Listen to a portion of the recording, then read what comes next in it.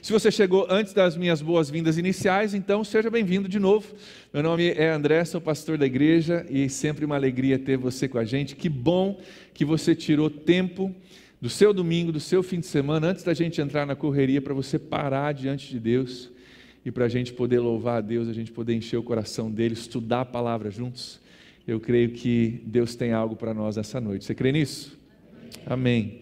Se você tem a sua Bíblia contigo, abra a sua Bíblia lá no Evangelho de João, lá no Novo Testamento. Evangelho de João é o tema do nosso estudo. Nós estamos entrando numa série de mensagens aqui na PIB, nós trabalhamos em séries, nós pegamos um tema ou um livro e nós trabalhamos ele por um bom período de tempo. Esse livro tem 21 capítulos, então muito provavelmente nós vamos virar o ano estudando o Evangelho de João, porque nós vamos estudar ele praticamente versículo por versículo. Sabe por que a gente faz isso?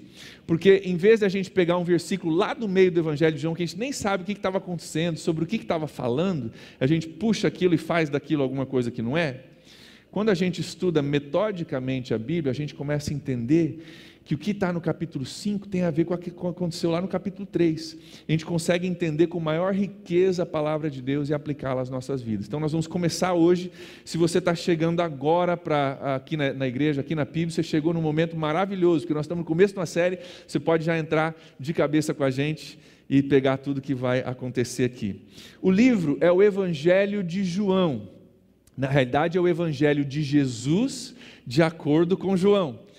O Evangelho não tem muito a falar sobre João, o apóstolo, mas tem a falar sobre Jesus, e é João que nos conta essa história. Eu quero primeiro, antes da gente olhar o texto dessa noite, eu quero falar contigo sobre o livro, já que nós vamos estar estudando esse livro por um bom tempo. Quero falar contigo um pouco sobre o livro, um pouco do que aconteceu, quando foi escrito, quem escreveu, por que escreveu, para que a gente entenda melhor quem está falando conosco quando nós abrimos esse livro. Você talvez saiba que a Bíblia tem no Novo Testamento 4 evangelhos, certo? São 4 evangelhos e talvez você já se perguntou por que 4 evangelhos, Por que 4 histórias? E muitas histórias são repetidas entre os evangelhos. Por que 4 evangelhos contando a história de Jesus? Um não era bom? 2 de repente? E o que a gente descobre é que cada evangelho foi escrito por um autor diferente, com um propósito diferente, para um público diferente. Então cada evangelho ele foi escrito por um certo tipo de pessoa e contém alguns certos tipos de informações que são para ajudar aquele tipo de pessoa a entender quem é Jesus. Deixa eu te dar um exemplo. Tem um evangelho que é escrito mais para a mente judia, mente judaica, para aqueles que entendiam o Antigo Testamento. E esse evangelho contém muitas referências ao Antigo Testamento que ajudam a mostrar que Jesus era o cara que eles esperavam lá atrás. Então eles fazem uma ligação entre o Antigo e o Novo Testamento, porque o judeu entendia, conhecia o Novo Testamento e isso era valioso para ele. Já o evangelho de Lucas é um médico e ele faz um trabalho de historiador, escrevendo ricamente algumas coisas, mas o intuito dele não era para falar necessariamente com judeus, era mais com gregos que não conheciam tanto o Antigo Testamento, então as referências são menores. E o Evangelho de João, que nós vamos estar estudando provavelmente para o restante do ano, o intuito de João é mostrar para nós a divindade de Jesus. O intuito do texto todo e de tudo que João relata é para mostrar para nós que esse homem que um dia nasceu e veio e que morreu na cruz, que ele era Deus. E ele começa falando isso no texto que nós vamos ler hoje, e ele conta vários milagres e vários sinais que provam o fato de que ele realmente é Deus, porque só Deus pode fazer o que ele fez. Esse é o intuito de João. E tem um versículo lá em João capítulo 20, se você está com a sua Bíblia aí, abra lá comigo, João capítulo 20, se você não trouxe Bíblia, vai aparecer aqui no telão, mas se você tem a sua Bíblia contigo, abra comigo, já que nós vamos estar estudando isso, você pode acompanhar comigo na Bíblia, você pode sublinhar, você pode anotar algumas coisas. Evangelho de João capítulo 20, versículo 30 a 31, eu quero ler rapidamente. Aqui nós descobrimos qual é o intuito de João ao escrever esse evangelho. Diz assim: Jesus realizou na presença dos seus discípulos muitos outros sinais miraculosos, que não estão registrados nesse livro. Eu escolhi alguns para mostrar que Jesus fez milagres, que Ele é Deus. Tem um monte de outros que eu não escrevi, mas os que eu escrevi para que vocês creiam que Jesus é o Cristo, é o Messias esperado, que Ele é o Filho de Deus e que através de crer em Jesus e que crendo vocês tenham vida no seu nome. João escreve esse livro, olha, eu quero que você entenda, esse cara é Deus.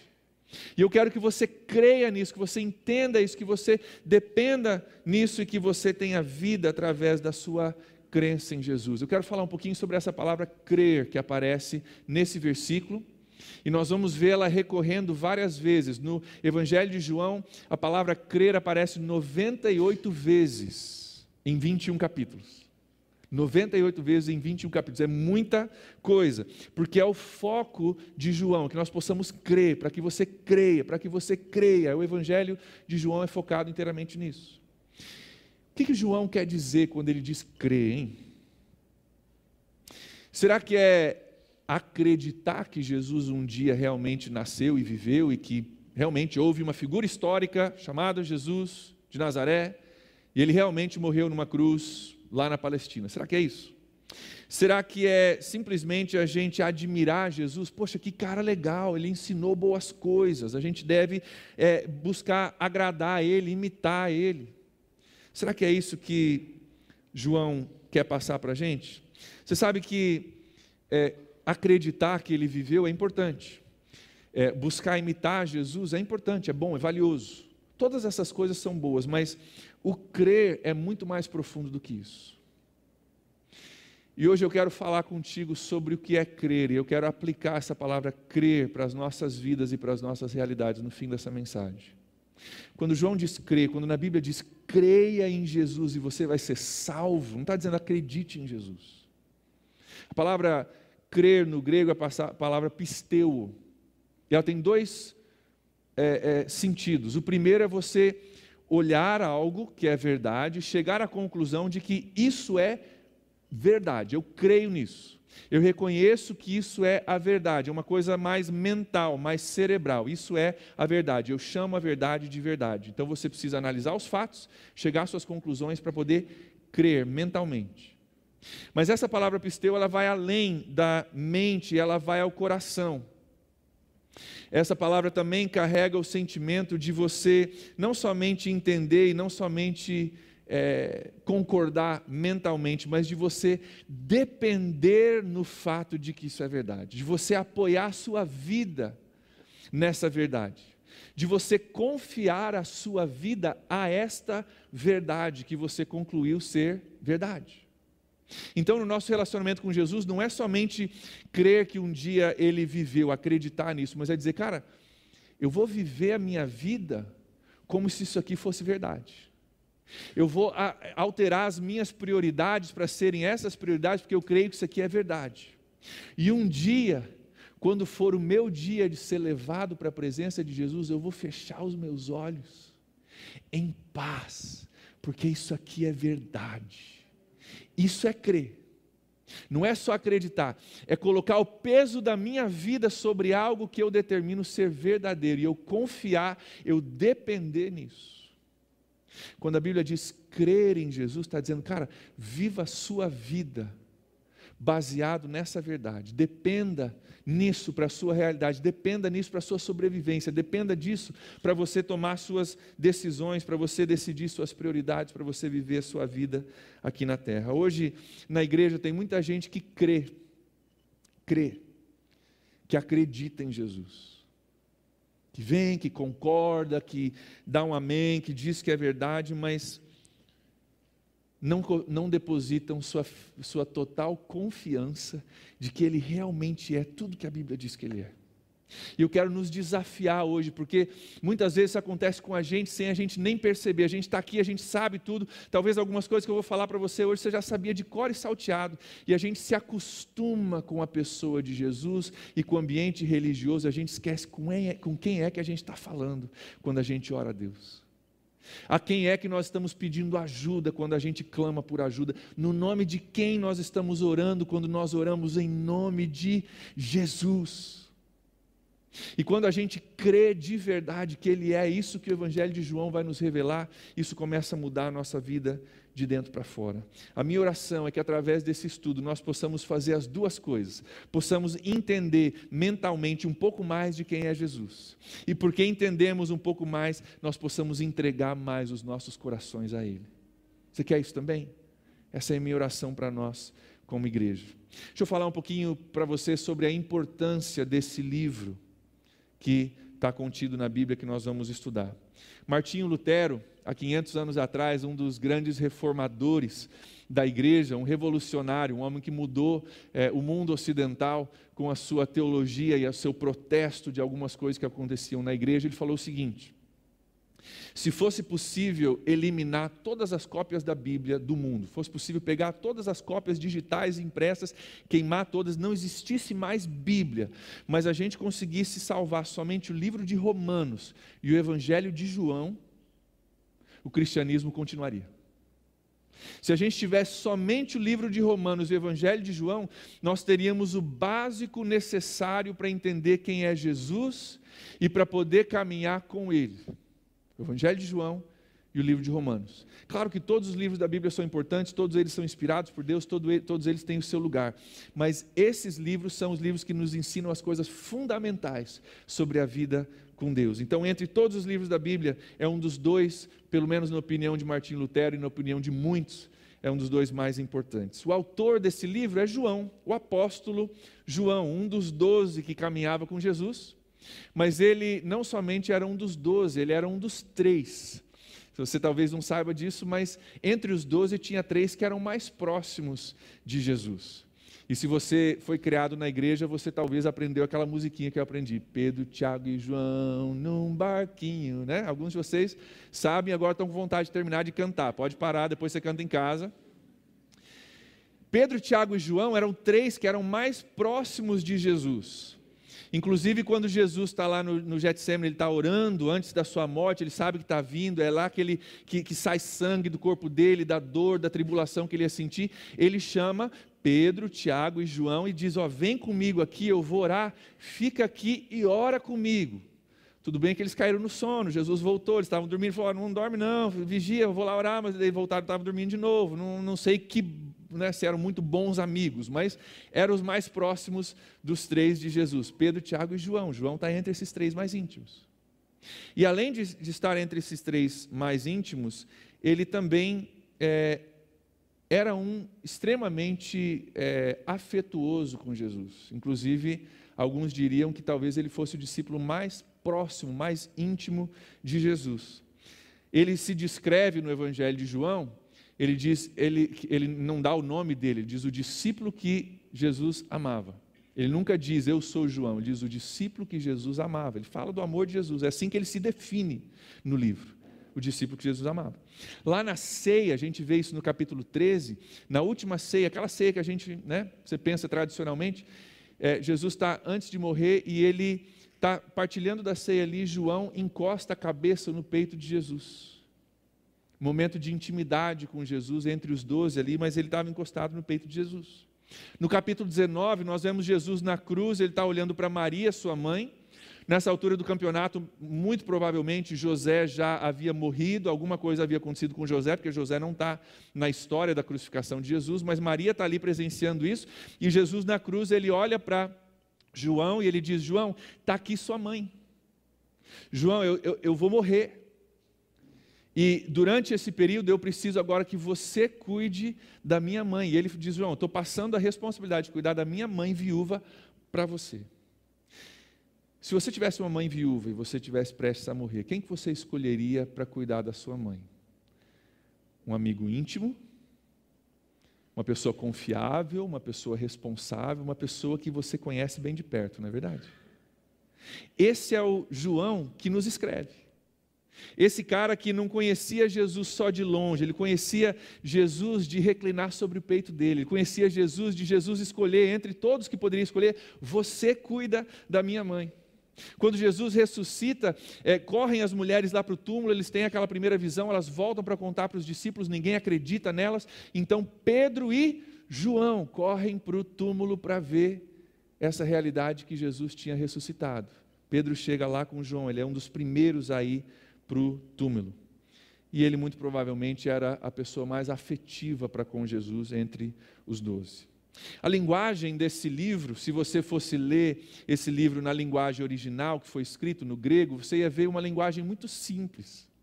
João, apesar de ser tão próximo de Jesus e ser um homem capaz de escrever pela inspiração do Espírito Santo um livro como esse, ele era um homem muito simples. João era pescador, talvez você se lembre disso. Jesus chamou ele da pescaria para segui-lo. E ele escreve com um grego muito simples. A linguagem dele não é sofisticada, mas é extremamente profunda. Sabe por quê? Ele tinha intimidade com Jesus.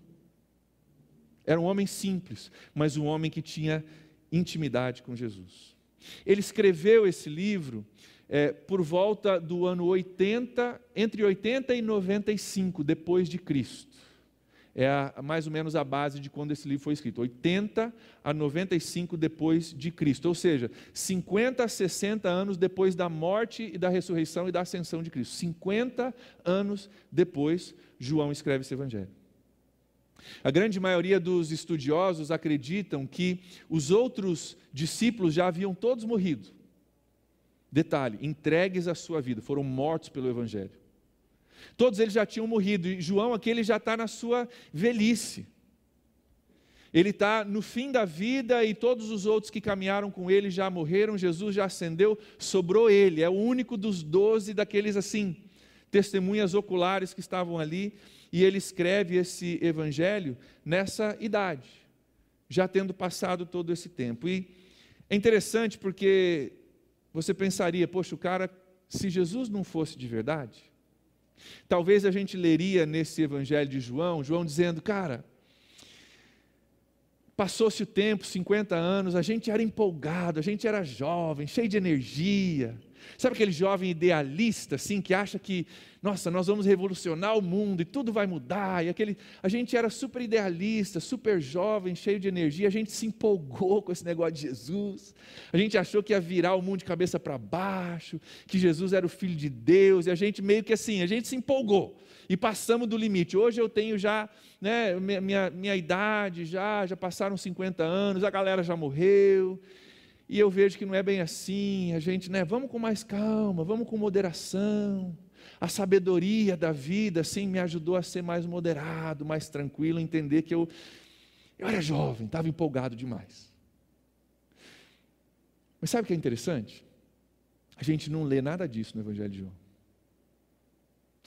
50 anos depois, com todos os seus parceiros mortos, com Jesus já ascenso ao céu, sabe o que João diz? Sabe o que a gente vai ler nesses livros?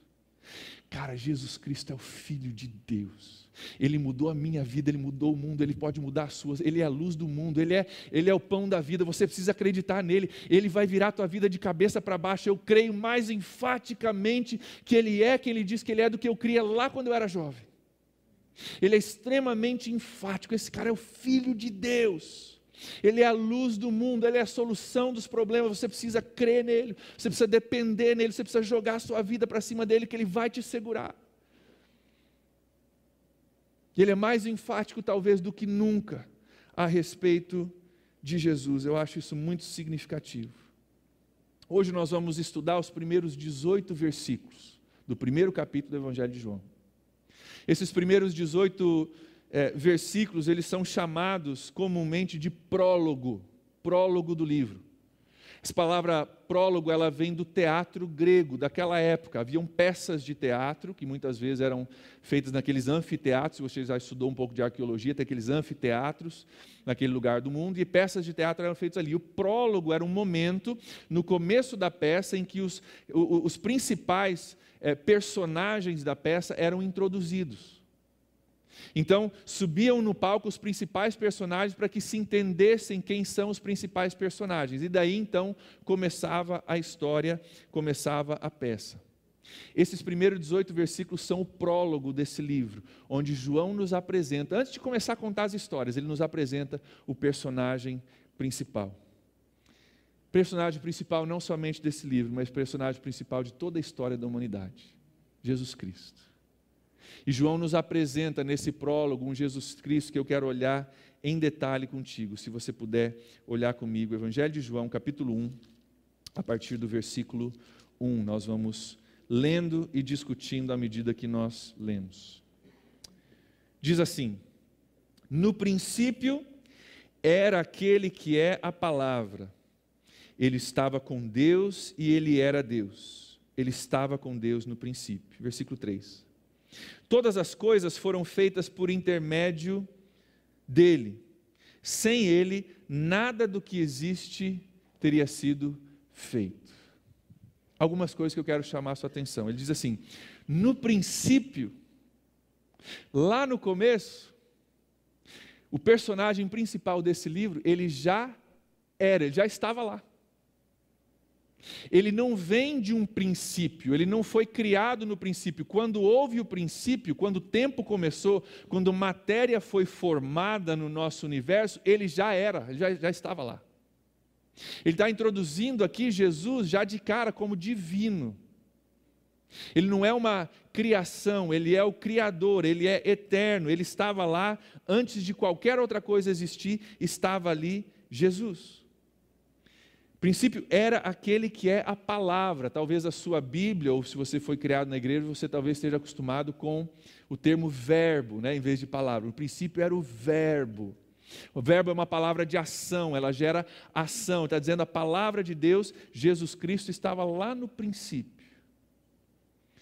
Vocês já não ouviram essa introdução em algum lugar? Não tem outro livro da Bíblia, no capítulo 1, no versículo 1, que fala no princípio? Me ajudem. Gênesis capítulo 1, versículo 1. No princípio criou Deus os céus e a terra. A terra era sem forma e vazia. Deus disse, palavra, verbo, falou, comandou, haja luz. E a luz foi dividida das trevas. Sabe o que João está dizendo aqui? No princípio, sabe quem estava lá? Jesus. E quando Deus disse, haja luz, essa palavra que sai da boca de Deus, que cria luz, essa palavra foi quem? Jesus. Note que a palavra ali na sua Bíblia está em letra maiúscula. É uma pessoa. Por isso que ele diz no versículo 3, todas as coisas foram feitas por intermédio dele. E sem ele, nada do que existe teria sido feito. Foi ele, a palavra de Deus, lá em Gênesis, criando o mundo. Tudo que existe foi criado por intermédio dele, que é a palavra de comando, o verbo que gera ação e que criou o nosso mundo. É esse Jesus que eu estou te apresentando. É esse Jesus, é esse o personagem principal desse evangelho. João está nos dizendo. Ele é eterno, ele não tem começo e não tem fim. No princípio de tudo que a gente pensa que é princípio, ele já estava lá. Quando tudo isso acabar, que a gente pensa que é normal, quando tudo isso acabar, ele vai estar lá. Ele é eterno, ele estava lá no princípio, ele é a palavra de Deus, ele é criador do mundo, ele é a palavra.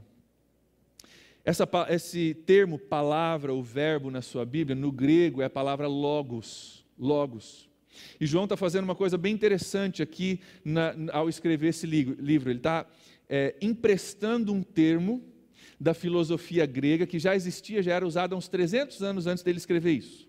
Na filosofia grega havia uma crença de que existia uma divindade que dava sentido e ordenava o mundo. Que havia uma divindade, eles não sabiam qual era, mas havia uma divindade que dava sentido e que ordenava o mundo. João está dizendo, tem mesmo. Tem uma divindade que dá sentido e que ordena o mundo. Inclusive ele criou o mundo, o nome dele é Jesus. E ele começa a explicar para eles quem é que nós estamos falando, qual é o personagem principal desse livro. Ele estava com Deus, versículo 1, e ele era Deus. Ele não só estava com Deus, mas ele era Deus. Esse detalhe é muito importante, sabe por quê? Nenhuma religião do mundo, a não ser o cristianismo, tem um fundador que disse ser Deus. Nenhuma outra. Nenhuma outra. E aí tem gente que diz, não, Jesus nunca disse que era Deus. Disse sim, abertamente, publicamente, foi por isso que ele foi crucificado. Começou a dizer que era Deus e o pessoal foi atrás dele para crucificar ele. Nenhuma outra religião do mundo tem um fundador que diz abertamente ser Deus. Jesus diz isso. E João, um homem que conhecia Jesus intimamente, caminhou com ele, disse, cara, esse cara é Deus. Ele não só estava com Deus, ele era Deus, desde lá do princípio. Ele era Deus. Isso é importante porque existem religiões hoje que respeitam Jesus, acreditam em Jesus, mas não como Deus. Deixa eu dar alguns exemplos para vocês. Os mormons creem que Jesus é um homem, criado por Deus e que se tornou um Deus. Se você for ler a Bíblia dos mormons, vai dizer que no princípio era aquele que é a palavra, esse estava com Deus e esse era um Deus. Palavrazinha de 2 letras que faz toda a diferença. Faz toda a diferença. E eles não creem que Jesus era Deus desde o princípio. Creem que ele foi criado por Deus e se tornou um Deus através de um processo que eles então descrevem. São os mormons. Se você for para o Islã vai dizer, olha, Jesus era um homem que se tornou um profeta, mas não tem nada a ver com Deus. Se você perguntar para um testemunha de Jeová, ele vai te dizer, Jesus é um anjo, maravilhoso, ser exaltado, mas é criação de Deus. Não é Deus, é um anjo criado por Deus. Se você for para o Espiritismo, eles vão dizer que Jesus Cristo é um humano que atingiu a perfeição, através de ser bom e ele merece guiar os outros, mas é humano, respeitado, crido, mas não Deus. Se você for para o hindu, ele vai te dizer, Jesus é um homem cujo karma foi aprimorado através da sua reencarnação e das suas boas obras, muito parecido com o Espiritismo. O que a Bíblia diz de novo? Vamos ver, versículo 3? Todas as coisas foram feitas por intermédio dele. Sem ele, nada do que existe teria sido feito. Pergunta, criação ou Criador? Criação ou Criador? Criador. Jesus não é criação, Jesus é Criador. Jesus é Deus, desde o princípio. Jesus é a palavra que quando Deus falou haja luz, foi através de Jesus que a luz foi criada, foi através dele, mediante ele que tudo foi criado. Criador e não criação. Versículos 4 e 5, continuando o nosso estudo, ele diz o seguinte, nele, em Jesus, estava a vida e essa era a luz dos homens. A luz brilha nas trevas e as trevas não a derrotaram. Vocês estão vendo a ligação com Gênesis? Havia escuridão, Deus diz, haja luz, a luz entra, começa a criação, logo Deus dá vida, Ele cria o homem, bota o sopro de vida dentro do homem, aqui nós temos um paralelo, nele estava a luz, essa luz era a vida dos homens, Ele está recontando praticamente a história da criação, colocando Jesus dentro dessa história da criação, Ele é a vida e é a luz, está em Jesus. Hoje é moda e é até meio romântico dizer, você precisa achar a sua luz interior. Já viu isso? Você está meio para baixo, tua atitude está meio ruim, está meio ranzinza, você precisa procurar dentro de si uma luz interior. Mano, não procura que você não vai achar. Se a luz do mundo não estiver dentro de você, você não vai achar luz. Vamos parar de se iludir, vamos parar de falar coisa que é bonito de falar, mas não é verdade bíblica. Se a luz do mundo estiver dentro de você, vai ter luz. Se a luz do mundo não estiver dentro de você, você pode achar um sentimento de caridade, você pode achar um elogio, uma paciência um pouco maior. Nós estamos falando de 2 coisas completamente diferentes. Essa é a luz do mundo, que veio para trazer luz no meio das nossas trevas. Lá no começo tinha trevas, Deus disse, haja luz. Hoje ainda na vida de pessoas há trevas, e Ele é a única luz que desfaz as trevas. Estamos falando de 2 coisas absolutamente diferentes. Olha o versículo 5. A luz brilha nas trevas e as trevas não a derrotaram. Ele é a luz que derrota todas as trevas, Ele é a luz que desfaz todas as trevas, Ele é a luz que remove todas as trevas de cada canto do coração humano e traz nova vida. Nele tem a luz e nele tem a vida. Olha o contraste que acontece aqui com outro ser humano, versículos 6 a 9. Ele conta aqui de João Batista. Nós vamos estudar um pouco mais sobre João Batista na semana que vem, a partir do versículo 19. Mas aqui ele fala um pouquinho, ele abre um parênteses para falar sobre João Batista, um homem que veio para preparar o caminho de Jesus. Olha o que diz ali, versículo 6. Surgiu um homem enviado por Deus chamado João. Ele veio como testemunha para testificar a respeito da luz, que é Jesus, a fim de que por meio dele todos os homens crescem. Ele próprio não era a luz, ele entendia o que nós falamos. Não era a luz, mas veio como testemunha da luz. Estava chegando ao mundo a verdadeira luz, que é Jesus, que ilumina a todos os homens. Vamos fazer um contraste rapidinho do versículo 6 com o versículo 1. Olha a diferença de todo outro ser humano com Jesus Cristo. Versículo 6. Surgiu um homem. Versículo 1. No princípio Jesus já era. Jesus não surgiu. Lá no princípio Jesus já era. Todo outro homem nasce, um dia é criado, ele surge, mas Jesus já estava lá. Surgiu um homem chamado João. Versículo 1 diz que Jesus, ele estava com Deus e ele era Deus. Não era homem, era Deus. Ele foi enviado por Deus, sim, João, mas não era Deus. Jesus é Deus, João é simplesmente enviado por Deus. Ele não era luz, mas veio para mostrar a verdadeira luz, que é Jesus. E daí no versículo 10 e 11, a gente chega a uma parte difícil de entender do texto.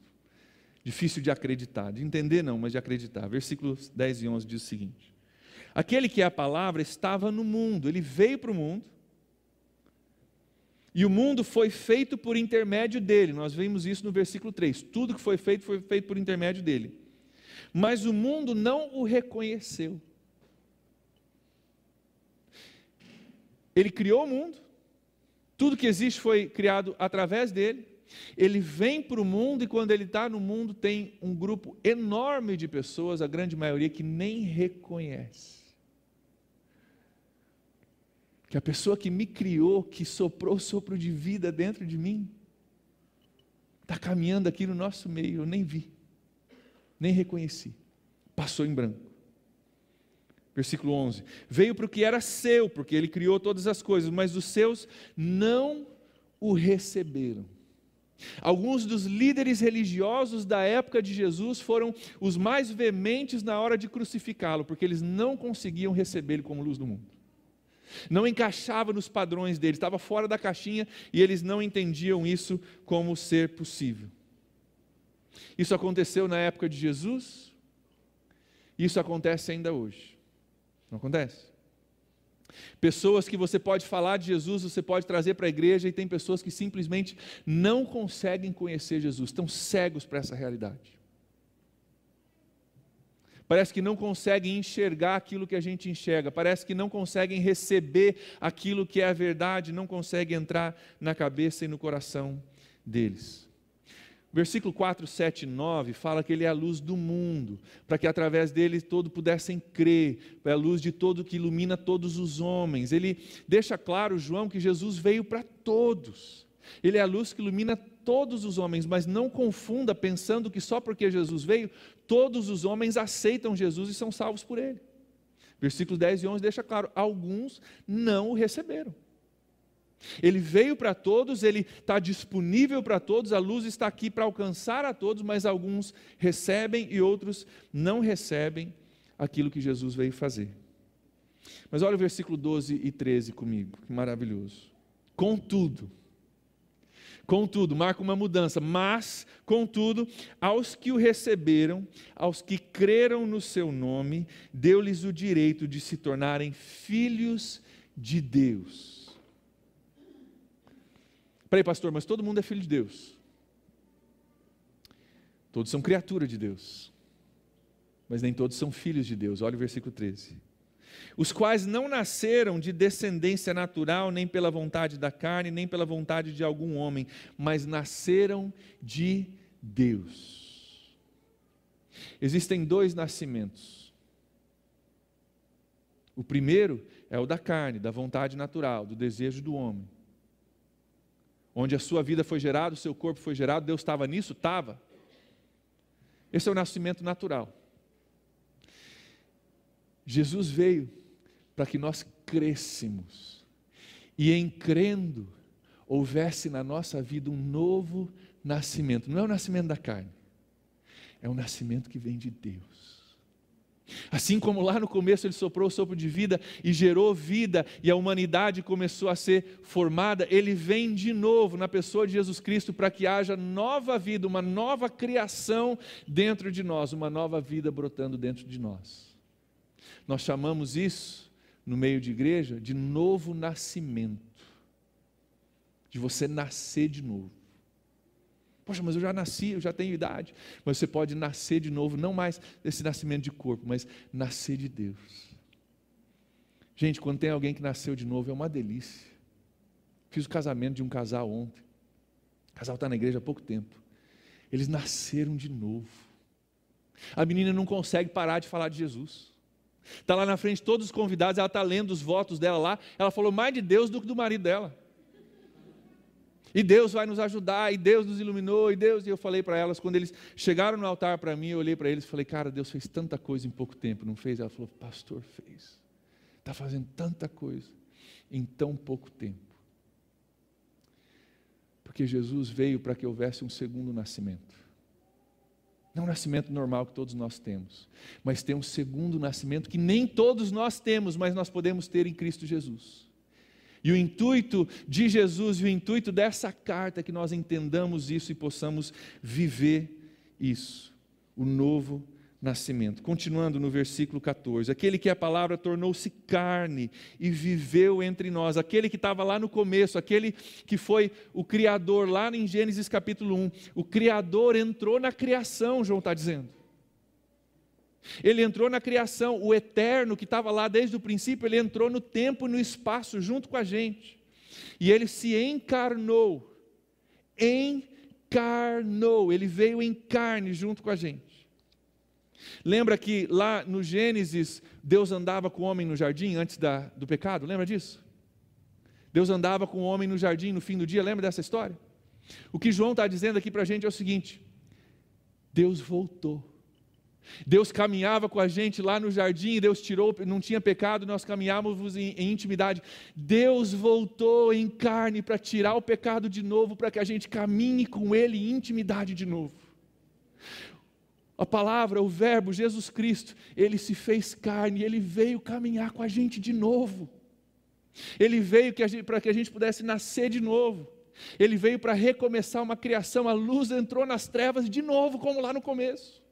A vida voltou ao mundo como lá no começo, está começando de novo, e começa através da pessoa de Jesus Cristo. Versículo 14. Vimos a sua glória, glória como do unigênito vindo do Pai, cheio de graça e de verdade. João dá testemunho dele, ele exclama, esse é aquele de quem eu falei, aquele que vem depois de mim, é superior a mim. Jesus veio um pouco depois, o ministério dele um pouco depois de João. Esse cara é superior a mim, porque ele já existia antes de mim. João Batista já entendia isso. Todos recebemos da sua plenitude, graça sobre graça, pois a lei foi dada por intermédio de Moisés, a graça e a verdade vieram por intermédio de Jesus Cristo. Versículo 18, ninguém jamais viu a Deus, mas o Deus unigênito, está falando de Jesus aqui, que está junto do Pai, o tornou conhecido. João diz, olha, nós vimos a sua glória, não estou falando de uma coisa que eu ouvi falar, eu vi, nós recebemos da sua plenitude, cara, ele estava com a gente, nós presenciamos isso, e sabe o que ele fez no versículo 18? Jesus veio para tornar Deus conhecido para nós. Você quer saber quem é o personagem principal dessa carta? Ele é o eterno, ele é a vida, ele é a luz, Ele é o Salvador, Ele é o Criador, Ele é a palavra lá do começo, e Ele é aquele que vem para revelar a nós quem é Deus. Você quer saber como que é Deus? Olha para Jesus, versículo 18, Ele o tornou conhecido. Jesus tornou Deus conhecido para nós como nunca antes. Já conhecíamos no Antigo Testamento? Claro que conhecíamos, mas Jesus é Deus em carne, nós vimos a sua glória, nós fomos cheios da sua plenitude, e Ele nos mostrou quem é Deus. Jesus depois afirma isso, Ele disse, se você me vê, você vê o Pai. Você quer saber como é o Pai? Olha para mim, eu sou Deus encarnado, eu sou a revelação de Deus para vocês. Eu quero parar por aqui e aplicar um pouco disso para as nossas vidas, rapidamente. Jesus é a luz. Jesus é a vida. Jesus é novo nascimento. Tudo aquilo que aconteceu em Gênesis capítulo 1, Jesus vem para fazer de novo, para dar nova vida onde já não tinha mais vida, onde tinha morte. Para trazer luz onde tinha trevas na história da humanidade. Para trazer novo nascimento, para que a gente não fosse só nascido e vivo físico, mas que nós fôssemos vivos espiritualmente. Jesus vem para fazer algo novo. Jesus veio para que a gente pudesse ter um recomeço. Gênesis 1 é a história do começo. João capítulo 1 é a história do recomeço da humanidade através da pessoa de Jesus Cristo. Sabe o que isso me diz? Tem esperança para mim e para você, de recomeço. Não só para a nossa vida espiritual, para a nossa salvação, isso é importante, nós vamos falar sobre isso. Agora vamos falar sobre aquela palavra crer de novo? Se você não só acredita no que nós falamos, mas você crê, tem esperança para o recomeço do seu casamento. Ouça. Se você crê e você sabe que isso é verdade, está disposto a depender disso para o seu casamento, tem esperança para um novo começo para o seu casamento. Em nome de Jesus. Ou você não crê. Aí você só acredita. Porque quando a gente crê, a gente diz, cara, eu não só sei, mas eu dependo disso, eu vou colocar a minha vida em cima disso, eu vou apostar tudo que eu tenho de que Jesus realmente é aquele que criou lá no começo. E se Ele diz, haja luz e houve luz, Ele pode dizer, haja restauração no meu casamento, e vai haver em nome de Jesus. Isso é crer, o resto é acreditar. Jesus é o recomeço da criação de Deus. Tem esperança para a tua família. Pastor, minha família está totalmente... Cara, fala de trevas, escuridão. A vida já não tem mais vida, já faz tempo. Nós estamos na morte, na escuridão. Ele é a vida e Ele é a luz. E pode haver um recomeço através de Jesus. Foi para isso que Ele veio. Foi para isso que Ele veio, para dar um recomeço para mim e para você.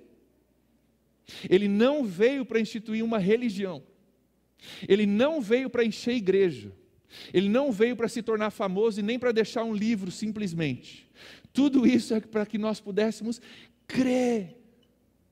Depender a nossa vida de que esse cara é de verdade, assim como Ele criou, Ele recriou, Ele pode recriar a minha vida e a sua vida.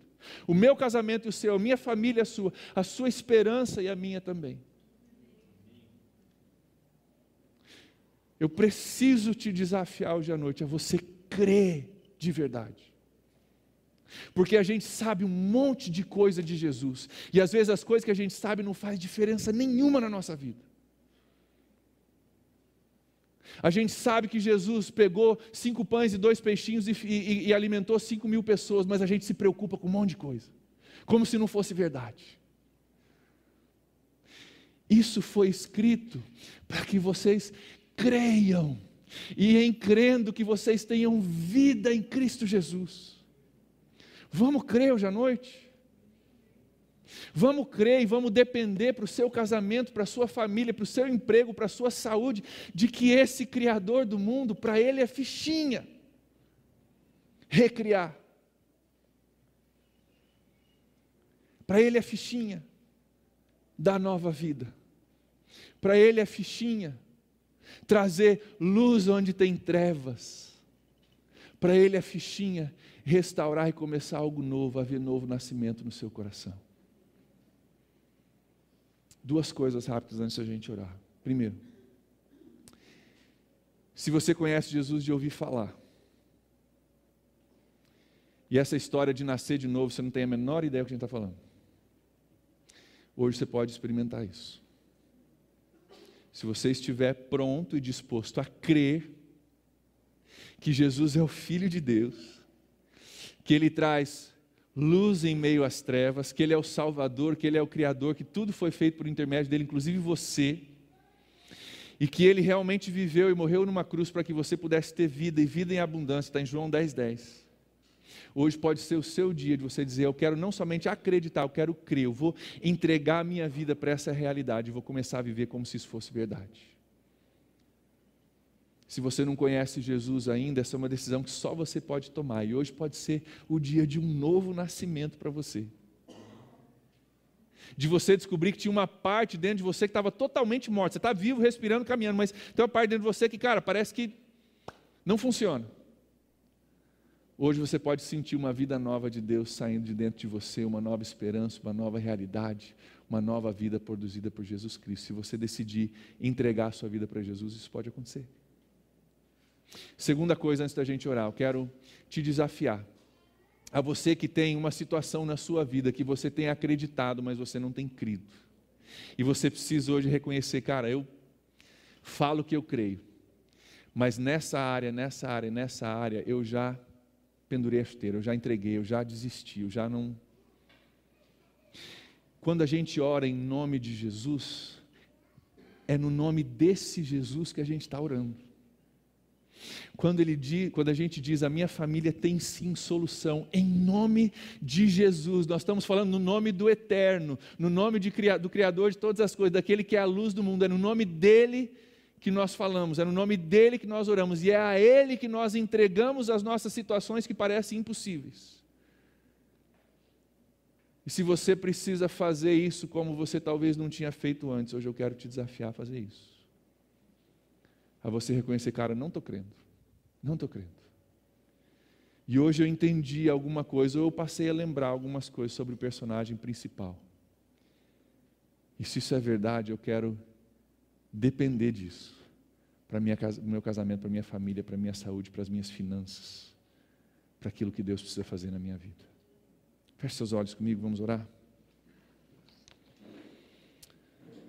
Gostaria de orar contigo hoje, com todos vocês que precisam hoje crer de verdade, que precisam hoje não só acreditar em Jesus, uma figura histórica, um líder religioso. Ele não veio para instituir religião, não veio.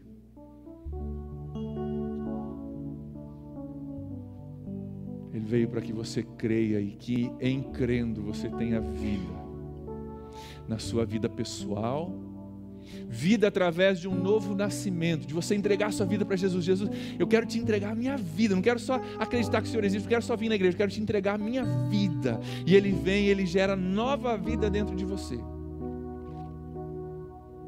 Ele veio para que você creia e através de você crer, você tenha vida no seu casamento. Teu casamento está morto. Por todas as opiniões humanas, o teu casamento não tem mais solução, está morto, acabou. Em nome de Jesus pode haver nova vida. Não é varinha mágica, Jesus não faz todo o trabalho para você, você tem que trabalhar, você tem que perdoar, você tem que se humilhar, você tem que aprender a amar, você tem que respeitar, você tem que confessar os teus erros. Mas se você estiver disposto hoje a crer, Jesus é parceiro contigo.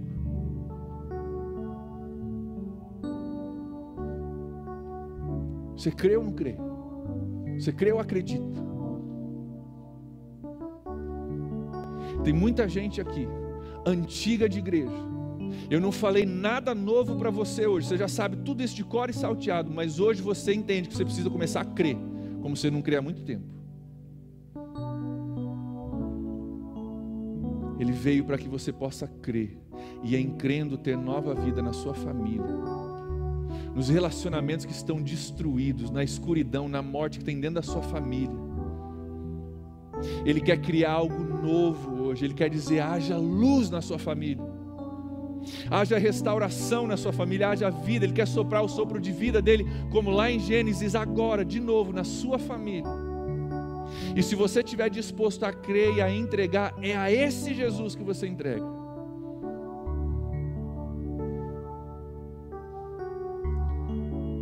Se você precisa de restauração nessa noite, vida pessoal, família, casamento, saúde, finanças, e você entende que você tem acreditado e você tem feito um monte de coisa, mas você não tem crido. E hoje você vai se permitir a audácia de crer, de depender. Você está disposto a fazer isso? Eu quero orar contigo, eu quero pedir que você fique em pé, para que a gente possa orar. Fique em pé como um reconhecimento da sua dependência. Eu estou escolhendo hoje crer. Não só acreditar, mas eu estou decidindo agir em cima daquilo que eu creio ser verdade. E se é verdade que Ele traz vida, então Deus, eu quero vida. Se é verdade que Ele recria, que Ele cria e recria, e se tem uma segunda chance, se é para isso que Ele veio, então Deus, eu quero uma segunda chance na minha vida, no meu casamento, na minha família, na minha saúde, nas minhas finanças.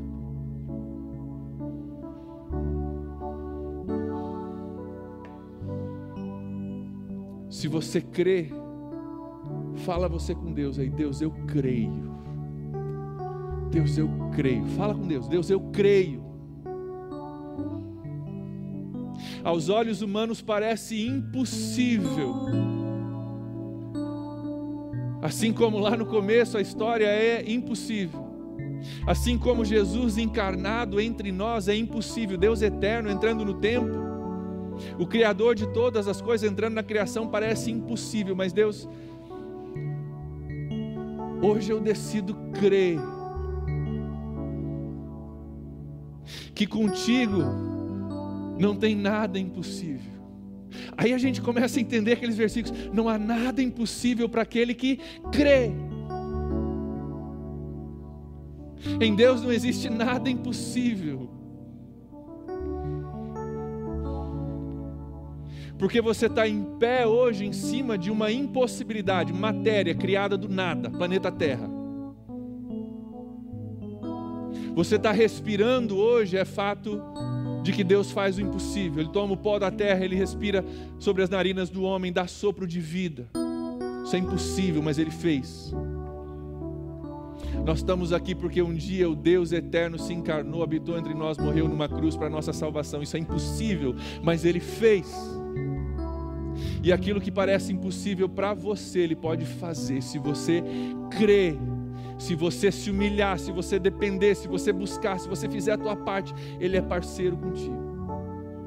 Então Deus, nessa noite eu oro em nome de Jesus por cada um que ficou em pé, por cada situação, ó Deus, por menor ou maior que seja, por fácil ou impossível que pareça, Deus, eu oro em nome de Jesus, que o Senhor venha recriar algo novo no coração dos meus irmãos e das minhas irmãs. Deus, eu oro que o Senhor, a palavra de Deus, aquele que foi o verbo que gerou ação lá no começo, venha gerar ação de novo, nos casamentos, nas vidas, na saúde, nas finanças, na vida pessoal de cada um que ficou em pé. Deus, assim como o Senhor disse, haja luz lá no começo, diga nos nossos casamentos, haja luz onde houve trevas. Onde a escuridão está reinando, eu glorifico a Deus, porque Ele é a luz do mundo e as trevas não o derrotaram. E em nome de Jesus, nos nossos casamentos não vão derrotar também. Nas nossas famílias não seremos derrotados em nome de Jesus. Na nossa saúde, Ele é o Criador e Ele pode recriar. Ele pode restabelecer saúde, Ele pode restabelecer vida onde há morte. Deus, eu oro em nome de Jesus, por aqueles que ficaram em pé por questões de saúde, abençoa, guarda em nome de Jesus, restaura a saúde, Deus. Nós cremos na Tua capacidade para fazer isso, Deus. Deus, eu oro também com aqueles nessa noite que não Te conhecem, eles não ainda experimentaram essa nova vida. Não experimentaram ainda, Senhor, esse novo nascimento em Jesus. Eu oro, Pai, que hoje seja a noite deles. Pai, eu oro que hoje eles não venham somente acreditar, mas venham crer em Jesus, depender de Jesus, se entregar para Jesus. E Deus, eu oro que o Senhor faça algo novo dentro deles, que haja uma nova vida brotando dentro deles, que haja salvação, ó Deus, no coração daqueles que não te conhecem ainda. Perdoa-lhes, ó Deus, os seus pecados, tudo aquilo que separa eles de Deus. E eu oro, Deus, que algo novo, algo milagroso, algo sobrenatural de Deus entre na vida de cada um, alguns para salvação, outros para restauração, outros para o casamento, outros para a família, outros para a saúde, outros para finanças, outros, Deus, abrindo portas onde há necessidade. Deus, nessa noite em pé nós declaramos que nós cremos no Senhor Jesus, e nós cremos no Teu poder e na Tua capacidade, e dependemos disso, Deus. Se o Senhor não vier com poder, se o Senhor não for quem o Senhor diz que é, não tem solução para nós. Então, Deus, vem, por favor, sobre as nossas vidas, e nos ajuda a não somente estudar, entender, concordar com a Bíblia, mas viver a nossa vida como se ela fosse verdadeira, porque ela é. E em nome de Jesus nós declaramos vitória na vida de cada pessoa que está em pé. Nós declaramos vitória na autoridade do nome de Jesus. Nós declaramos que tem luz entrando onde tinha trevas. Nós declaramos que tem vida entrando onde tinha morte. Nós declaramos que tem nova criação onde a criação se corrompeu. Nós declaramos que tem nova vida em nome de Jesus. Nós confiamos no Senhor, nós cremos no Senhor e nós entregamos essas áreas das nossas vidas para o Senhor nessa noite, em nome de Jesus. Se você crê, diz amém. Amém. Amém. Pode se sentar.